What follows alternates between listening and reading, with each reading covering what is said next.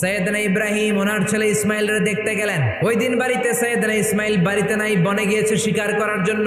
বাড়িতে সৈয়দনা ইসমাইলের বিবি সৈয়দনা ইব্রাহিম ঘরের দরজার বাইরে থেকে সালাম দিয়ে বললেন, আসসালামু আলাইকুম। ভেতর থেকে কর্কশ গলায় একটা মেয়ে সালামের উত্তর দিয়ে বলল, ওয়া আলাইকাস সালাম। জিজ্ঞেস করলো সৈয়দনা ইব্রাহিম, মা কেমন আছো? মেয়েটা কয়, বেশি সুবিধার না। তোমাদের খাওয়া দাওয়া কেমন চলে? ভালো না। তোমার জামাই কই? বনে গেছে। এবার মেয়েটা বলতেছে, আমনে কেডা? সৈয়দনা ইব্রাহিম বলে, আমি কে চিনবা না? স্বামী যখন বন থেকে ফিরবে তোমার স্বামীর একটা সালাম দিবা, বলবা ঘরের দরজার চৌকাটটা যেন তোমার স্বামী পাল্টে দেয়।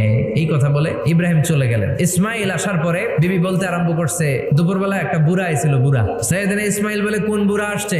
কি বলছে? বিবি বলে, আপনারে সালাম বলছে। ওয়ালাইকুমুস সালাম। আর কি বলেছে? আর বলছে ঘরের দরজার চৌকাট যেন আপনি পাল্টে ফেলেন। এই কথা বলার পরে সৈয়দনা ইসমাইল চিৎকার দিয়ে বলে, ও কি করলি তুই? নিজের কপাল পড়লি, নিজের কপালে নিজে কুড়াল মারলি।